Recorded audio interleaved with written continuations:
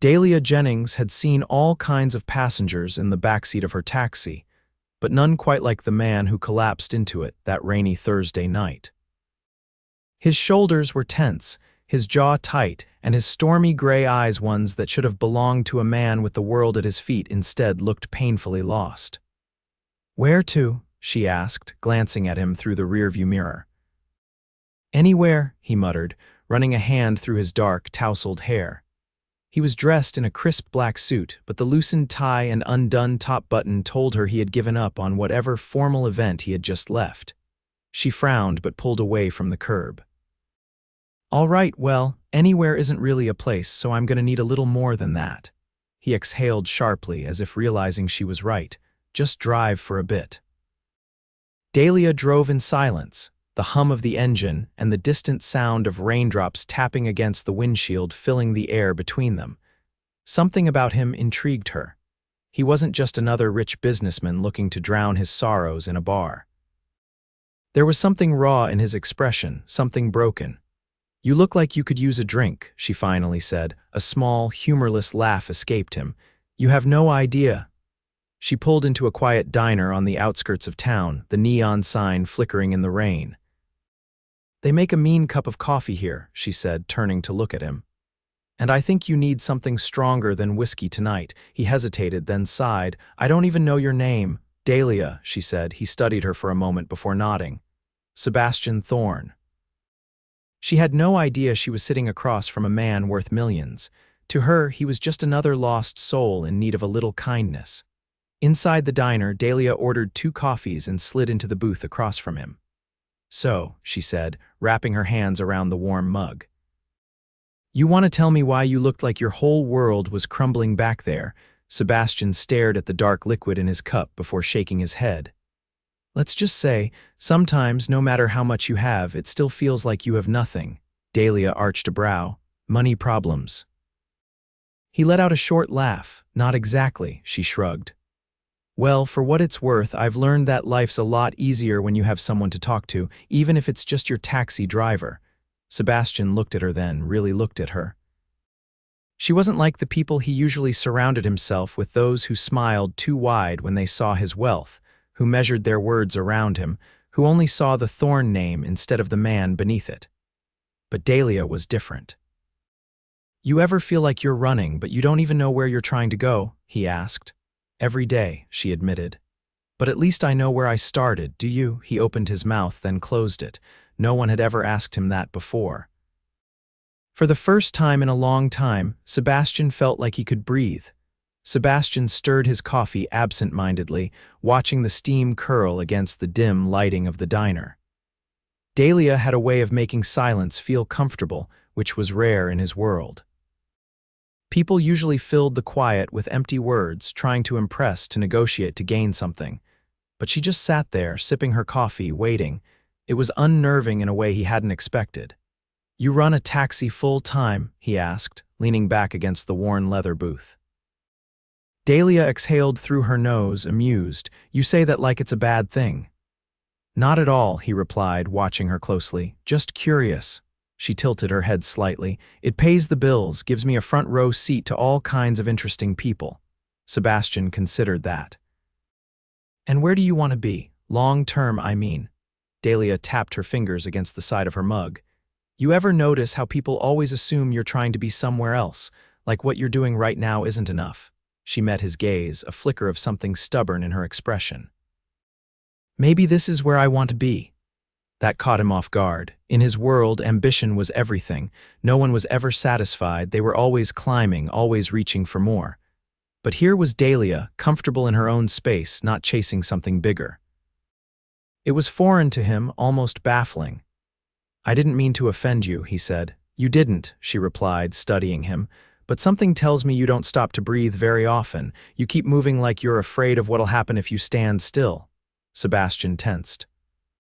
She was too perceptive. He wasn't used to that. "Maybe standing still isn't an option," he admitted after a beat. Dahlia lifted a shoulder in a half shrug. "Or maybe you just don't know how." For a moment, neither of them spoke. The rain continued its steady rhythm outside, the occasional car passing by on the slick streets. A waitress refilled their mugs without asking, as if sensing that whatever conversation was unfolding between them wasn't finished. Sebastian exhaled sharply. I walked away from something tonight. Something I built for years. Dahlia arched a brow. And you regret it. He let out a humorless chuckle. I don't even know yet. She studied him for a long moment. Sounds like it wasn't really yours to begin with. Sebastian turned that over in his head, uncomfortable with how much sense it made. His life had been a carefully curated empire, each decision calculated, each move strategic. And yet here he was, sitting in a rundown diner with a woman who drove a taxi for a living, feeling more seen than he had in years. Dahlia glanced at the clock on the wall. You planning on running forever, Sebastian? He looked down at his hands, fingers curling around the porcelain cup. I don't know how to stop. She leaned forward slightly. Then maybe it's time you learned. Sebastian met her gaze, something shifting in his chest. For the first time in a long time, he wasn't thinking about what came next. He was just here, and it felt strangely right. Sebastian hadn't planned on staying in that diner for as long as he did, but something about Dahlia made it impossible to leave. She had an ease about her, a quiet confidence that made him feel like he wasn't being scrutinized or measured for his worth. For once, he wasn't being Sebastian Thorne, the man others expected him to be. He was just him. Dahlia set her empty cup aside and stretched her arms over her head, the motion effortless. You know, for a guy who just walked away from something big, you don't look all that relieved. Sebastian exhaled slowly. That's because I don't know if I made the right choice. She nodded as if she understood something unspoken. You will, he frowned. How can you be so sure? Because people who make decisions for themselves instead of for everyone else always find their way, she said simply. It might take time, but you'll get there. He studied her, the certainty in her voice unsettling. She spoke with the kind of conviction he envied, like she knew exactly who she was, where she stood. He had spent his entire life fighting to be at the top, but now, sitting across from a woman with no desire for anything beyond the present moment, he realized he had no idea what it meant to just be. A weight settled in his chest, heavier than before. And if I don't, Dahlia leaned forward slightly, resting her elbows on the table, then you figure it out as you go. That's the point of life, isn't it? Sebastian shook his head, the idea foreign to him. That's not how my world works. She gave him a small, knowing look. Maybe that's the problem. He didn't have an answer for that. The diner had emptied out significantly since they arrived, the waitstaff moving about with a sluggishness that came with the late hour. The neon sign in the window flickered, casting a dim glow against the rainy streets. It felt like they were suspended in time, as if the rest of the world had faded away. Dahlia glanced outside. Storm's letting up. Sebastian followed her gaze. The rain had turned into a light drizzle, the streets glistening under the streetlights. He hadn't even noticed how much time had passed. She slid out of the booth, stretching slightly. Come on, let's go, he hesitated. Go where? She gestured toward the door. You said you didn't know how to stop running, right? Well, maybe you just need a new way to see things. Sebastian hesitated, then stood. He wasn't sure why he was following her, but something told him that wherever she was leading, it wasn't somewhere he'd regret going. They stepped outside, the cool night air brushing against his skin. Dahlia walked toward her taxi, unlocking the door with a flick of her wrist. Get in, he eyed her warily. Is this where you drive me off to some undisclosed location and leave me stranded? She let out a laugh. Tempting, but no, just trust me. Against his better judgment, he slid into the passenger seat. Dahlia started the engine, pulling out onto the slick roads with a confidence that made it clear she could do this in her sleep. They drove in silence for a while, the city lights blurring past them. Sebastian had no idea where they were going, but for once he didn't care. Finally, Dahlia turned onto an empty stretch of road leading toward the outskirts of town. She pulled over near a hilltop, cutting the engine. Sebastian frowned. Why are we here? She nodded toward the horizon. Get out and see for yourself. He followed her lead, stepping out into the crisp night air. The city stretched out below them, glittering like a sea of stars. From up here, everything looked smaller, less overwhelming. Dahlia leaned against the hood of the car, arms crossed. Perspective changes everything. Sebastian stared at the skyline, a strange sense of calm settling over him. I've never looked at it from this angle before. She smiled, watching him. Sometimes you just need to step back to see things clearly. For the first time in a long time, Sebastian felt like he was exactly where he was supposed to be. Sebastian had never been one to linger in uncertainty. His life had been built on decisive action, calculated risks, and a relentless pursuit of success. Yet, as he stood beside Dahlia on that quiet hilltop, watching the city stretch beneath them, he felt something shift, a sensation he couldn't quite name but refused to ignore. Dahlia exhaled, the cool night air turning her breath into a soft mist. "So," she said, not looking at him, "what happens next for you?" Sebastian's fingers curled against the hood of the car. "I don't know," he admitted. She turned her head slightly, her expression unreadable. "That's a first, isn't it?" He let out a low chuckle, shaking his head. "You have no idea." For a moment, neither of them spoke. The distant hum of the city was a faint murmur beneath the vastness of the night. It was strange how this moment, this silence, carried more weight than any boardroom deal or high-stakes negotiation he had ever been part of. Dahlia tilted her head toward him. "You could always start over." Sebastian's jaw tensed. "Easier said than done." She leaned back against the car, her gaze fixed on the stars. "Maybe, but sometimes, life has a way of pushing you toward the places you're meant to be." He studied her, the quiet conviction in her voice making something tighten in his chest. Dahlia spoke as if the universe had a plan, as if things fell into place when they were supposed to. He had never believed in fate. His world operated on control, on power, on making things happen. But here, with her, he felt the smallest pull toward something different, something he didn't fully understand yet. Sebastian ran a hand through his hair, exhaling deeply. "You make it sound so simple." Dahlia's lips curved slightly, a quiet amusement passing through her eyes. "It's not. But it doesn't have to be impossible either." He wasn't sure what it was, the way she looked at him, the way her words settled into his chest, but suddenly he wanted to know everything about her. Not just surface details, but the pieces of her that made her who she was. "Dahlia," he said, his voice lower now, more intent. "Why do you believe in all this, in fate, in things falling into place?" She hesitated, as if debating how much to reveal. Then, after a long pause, she spoke. "Because I've had to." Sebastian's gaze sharpened. "What do you mean?" She exhaled softly, folding her arms. "I grew up knowing that nothing was guaranteed, that life had a way of taking things when you least expected it, but instead of fighting against it, I learned to move with it." He watched her carefully, sensing the weight behind her words. Dahlia wasn't just speaking in abstractions, she had lived this truth. Sebastian's voice was quieter now. "And that's why you drive a taxi." She glanced at him, something wry in her expression. "You make it sound like a tragedy." He shook his head. "Not a tragedy. Just unexpected." Dahlia looked back at the skyline. "Not everything has to be part of some grand plan, Sebastian. Sometimes the best things happen when you stop trying to control every outcome." He let her words settle, realizing how foreign they felt to him. He had spent his entire life trying to mold the future to his will, but what if just this once he let himself trust something outside of his own design?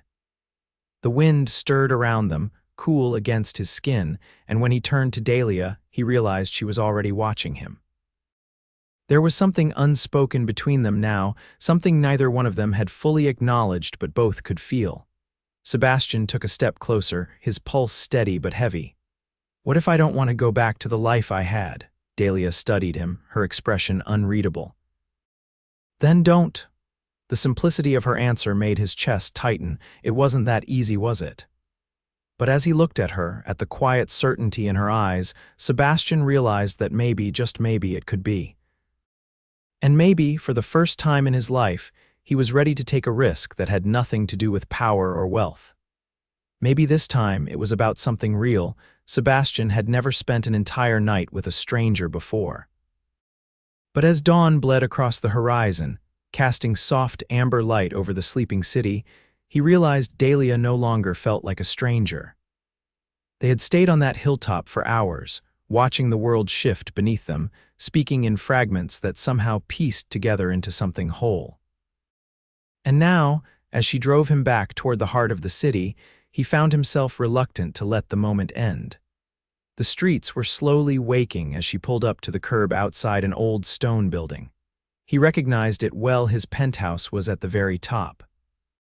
Dahlia, however, didn't seem to connect him to it. She simply turned in her seat, waiting. Sebastian wasn't ready to leave, but he wasn't sure what to say to make her stay. No one had ever made him second-guess his next move before. Dahlia tapped her fingers lightly against the steering wheel. "So this is where you disappear." Sebastian studied her face, searching for something: hesitation, curiosity, anything that would give him an excuse to linger. "Only if I have to," he said. Dahlia arched a brow. "That sounds like a choice." He hesitated, then reached into his jacket pocket, pulling out a sleek black wallet. He thumbed through it, but before he could offer anything, Dahlia's expression hardened. "Don't," Sebastian blinked. "What?" She nodded toward the wallet. "I don't want your money," he stilled. No one had ever rejected it before. His wealth was usually the first thing people noticed about him, the first thing they wanted. "It's not about that," he said carefully. She tilted her head slightly, as if trying to gauge his sincerity. "Then what is it about?" Sebastian opened his mouth, then closed it. He wasn't sure how to explain it, wasn't sure if he even understood it himself. Dahlia studied him for a moment longer, then exhaled. "Look, Sebastian, last night was different, good different. But I don't think you're the kind of man who lingers in places like this." His jaw tightened. "And what kind of man do you think I am?" She didn't answer right away. Instead, she turned her gaze to the windshield, watching the city wake up. "A man who's always moving," she finally said. "Even when he doesn't know where he's going." Sebastian inhaled slowly. She wasn't wrong. Dahlia glanced back at him then, her expression unreadable. "But that's not my problem to solve." Something in his chest twisted. He had expected her to be intrigued by him, maybe even fascinated by the mystery of why a man in an expensive suit had ended up in her taxi at the edge of the night. But she wasn't trying to chase him down, wasn't clinging to the moment the way others might have. She was letting him leave. Sebastian wasn't sure why that unsettled him so much. He reached for the door handle, pausing once more. "If I wanted to see you again, how would I do that?" Dahlia's lips quirked slightly, though the expression didn't quite reach her eyes. "You'd have to figure it out." His fingers tightened around the handle. "That's not an answer," she shrugged. "It's the only one I have." Sebastian hesitated, then reluctantly stepped out of the car. Dahlia didn't wait. The moment he closed the door, she pulled away from the curb, merging into the flow of morning traffic as if the night they had just shared had never happened. Sebastian stood there for a long time, watching her taillights disappear into the city. For the first time in his life, he wasn't sure whether he had just made a mistake by letting someone go. Sebastian had never been able to let things go easily, and Dahlia was no exception. For the next few days, he found himself distracted in a way he hadn't been in years.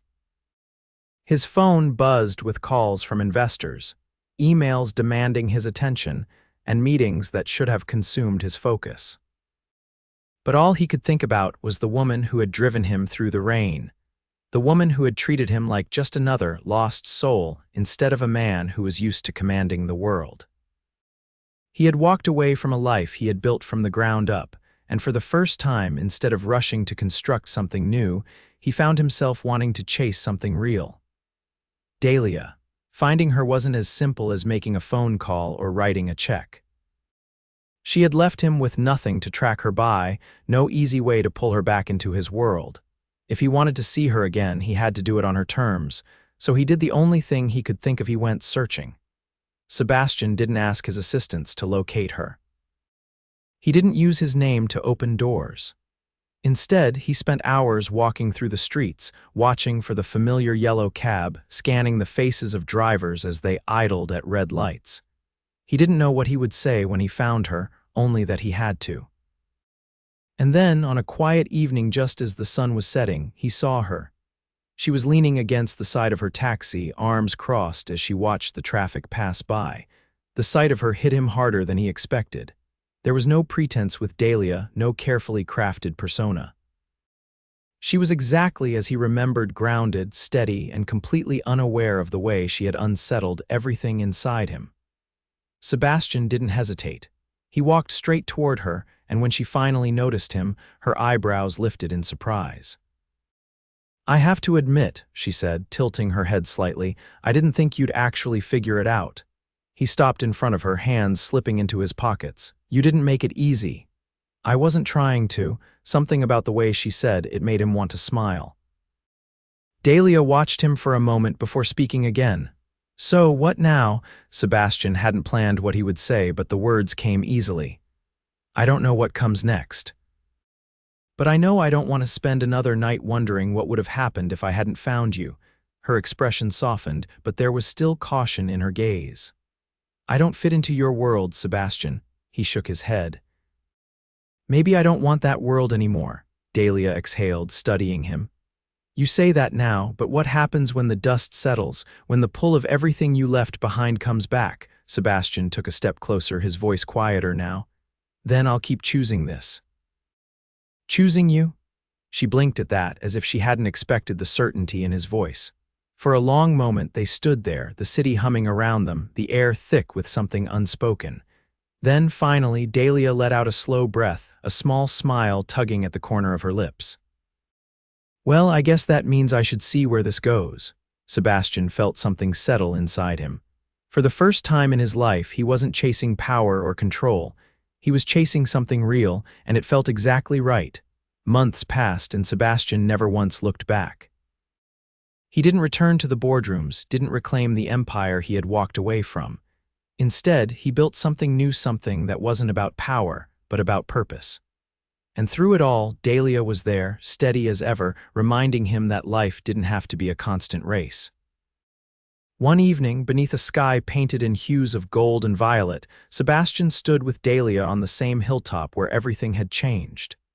She was laughing at something he had said, her hair catching the wind, her eyes bright. And in that moment, he knew there was only one thing left to do. Without hesitation, he reached into his pocket, pulled out a small velvet box, and got down on one knee. Dahlia's laughter faded, her eyes widening. "Marry me," Sebastian said, his voice steady. "Not because it fits into some perfect plan, not because it's expected, but because I've never been more sure of anything in my life." For the first time since he'd met her, Dahlia looked truly speechless. Then, slowly, a smile spread across her lips. "You really don't know how to stop, do you?" Sebastian grinned. "Not when it comes to you," Dahlia exhaled, shaking her head fondly. "All right, Sebastian Thorne, let's do this." As he slipped the ring onto her finger, Sebastian knew he had finally found the one thing he would never walk away from, and this time he wasn't chasing anything. Because he had already arrived exactly where he was meant to be.